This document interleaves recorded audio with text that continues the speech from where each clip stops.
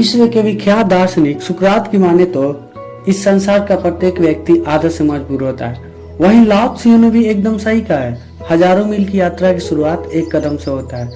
हम सभी के जीवन में इंस्पिरेशन और विल पावर दोनों की बहुत जरूरत होती है।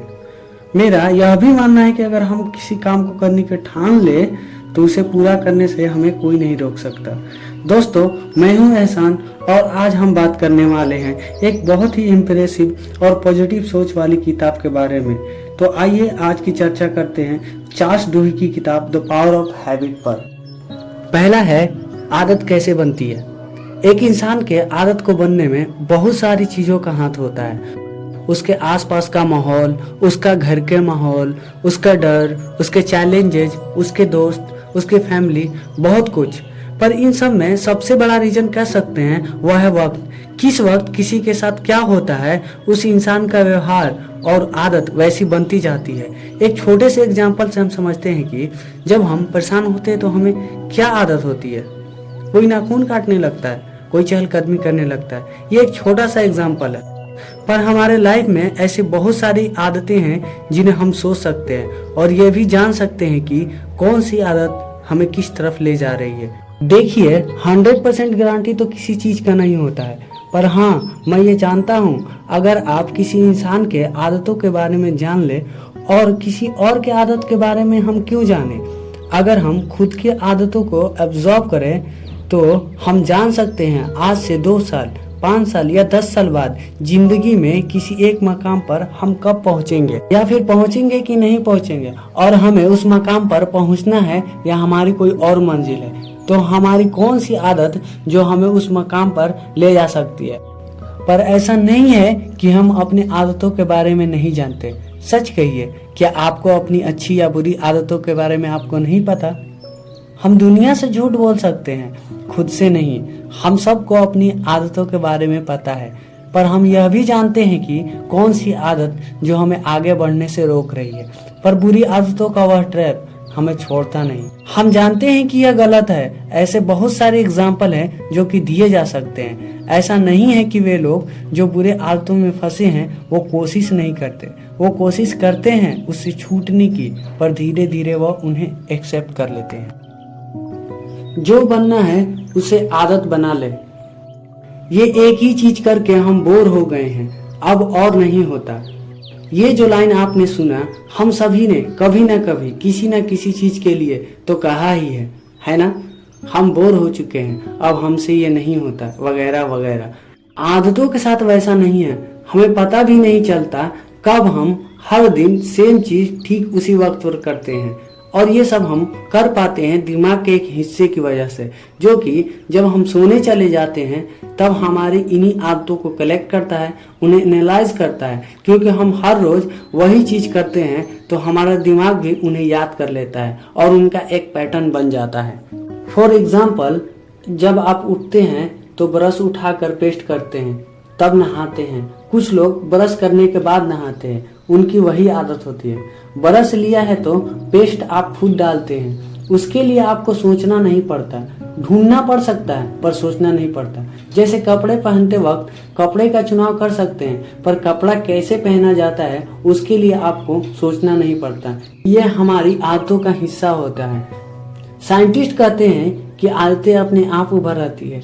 दिमाग जो है ना, वो कोशिश नहीं करना चाहता ज्यादा, क्योंकि जो हमारा दिमाग है ना वो हमारा ही है। हम भी किसी चीज को करने से बचते हैं ना, वैसे ही हमारा दिमाग भी नई नई चीजें सोचने से बचता है।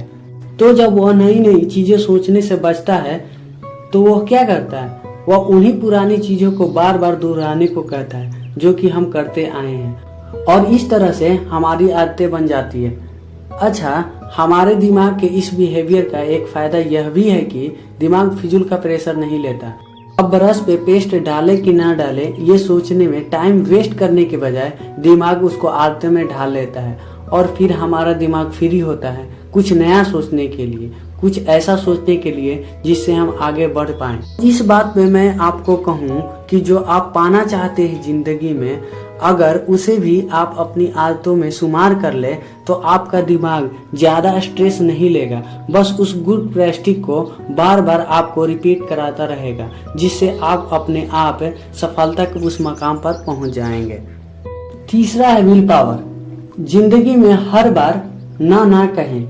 अगर आपको हर चीज में ना कहने की आदत है तो एक बार हाँ करके देखें, बहुत फायदा होगा।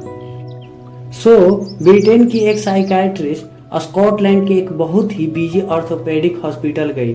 वहां पर उन्होंने एक एक्सपेरिमेंट के लिए 5 दर्जन लोगों को चुना जो 65 साल प्लस थे, और यह भी ध्यान रखा गया कि सभी लोगों का इनकम 10,000 के आसपास हो।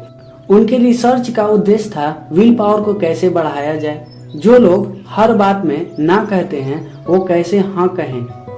वे लोग हाई स्कूल की पढ़ाई भी नहीं की थी, उनमें किसी की कूल्हे की हड्डी टूटी थी, किसी के पैर की हड्डी टूटी थी। इस तरह लगभग सबको सेम इंजरी थी। खास यह भी ध्यान रखा गया था कि वे सभी एक ही ग्रुप से आए, एक ही जैसा परिवार, एक ही जैसा पैसा एक्सेट्रा। अब क्योंकि कूल्हे या घुटने की सर्जरी जो होती है बहुत तकलीफदेह होती है, तो इनमें जो मसल होती है उन्हें अलग करके हड्डियों को काट कर फिर से उन्हें जोड़ा जाता है। अब सर्जरी के बाद बिस्तर से थोड़ा सा भी हिलना, पैर सीधे करना, छोटी छोटी चीजें भी कर नहीं सकते। बहुत ज्यादा दर्द होता है, पर साथ में यह जरूरी भी होता है। मरीज एक्सरसाइज करे, अपने हाथ पैर को हिलाए, पर दर्द इतना ज्यादा होता है कि लोग गिव अप कर देते हैं। साइकाइट्रिस्ट यह जानना चाहती थी कि क्या इनमें विल पावर को जगाया जा सकता है।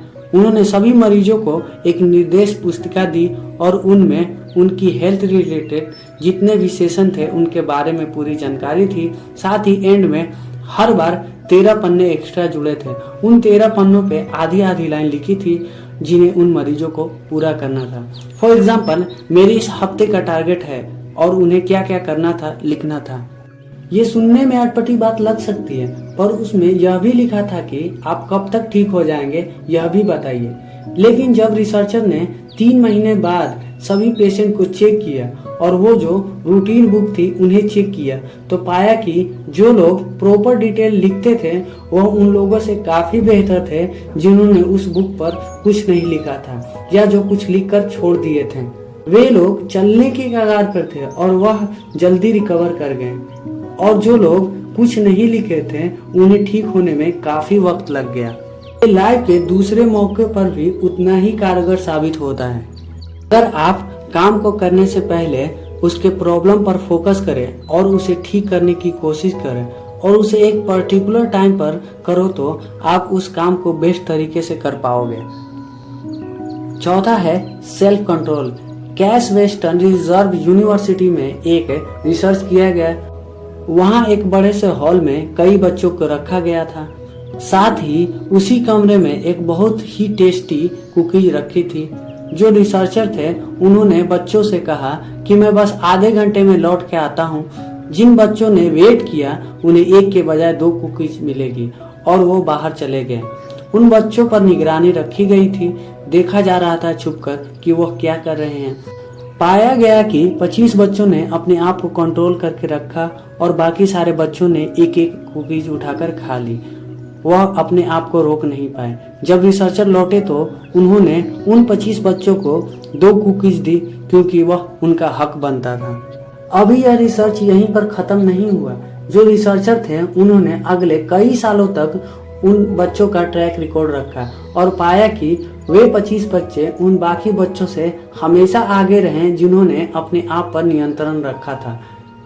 इस रिजल्ट को देखते हुए और नई नई रिसर्च की, क्योंकि वह जानना चाहते थे कि सेल्फ कंट्रोल को कैसे डेवलप किया जा सकता है। और पाया गया कि वो मिठाई नजर आने पर भी अपना ध्यान बटा सके, जिस चीज से उनका लालच आए उसे कंट्रोल कर सके, यानी अपने इच्छाओं पर नियंत्रण रख सके। ऐसा करने के लिए कई ट्रेनिंग दी गई, जैसे कि अगर किसी चीज से उनका मन ललचा रहा है तो अपने मन को, अपने ध्यान को डाइवर्ट कैसे करें। वो कोई पेंटिंग बना सकते हैं, कुछ खेल सकते हैं, कुछ इमेजिन कर सकते हैं जिससे उनका ध्यान मिठाई से हट सके और वह मिठाई उन्हें असली ना लगकर उन्हें एक फोटो जैसी लगे। और पाया गया कि यह तरीका कामयाब था। यही आदतें लाइफ के दूसरे मौके पे भी काम आते हैं और यह माना गया कि सेल्फ कंट्रोल को डेवलप किया जा सकता है। पांचवा है आदत कैसे बनाई जाए। आदत बनाने के लिए एक बेसिक रूल फॉलो करें। मान लीजिए आप कसरत करना चाहते हैं पर आप कर नहीं पाते, तो उसे कैसे अपनी आदतों का हिस्सा बनाएं। नींद खुलते ही जिम चले जाएं या पार्क चले जाएं। याद रखिए, नींद खुलते ही आप कुछ और नहीं करेंगे, आप जिम चले जाइए या पार्क चले जाइए और वहां पर एक्सरसाइज करने के बाद खुद को रिवॉर्ड दीजिए। जी हाँ, आपने सही सुना, आप अपने आप को रिवॉर्ड दीजिए, यानी जो भी आपको अच्छा लगता है अपनी एक्सरसाइज के बाद वो करें और इस रूटीन को बना लें। तो धीरे धीरे आपका दिमाग उसी लालच में इस रूटीन को आपके आदतों में बदल देगा और आप हर दिन कसरत करना चाहेंगे, क्योंकि उसके बाद वो करने को मिलेगा जो आपको पसंद है। तो चलिए, वीडियो तो खत्म हो गया, पर क्या आपको भी आदतों के बारे में ऐसा ही लगता है?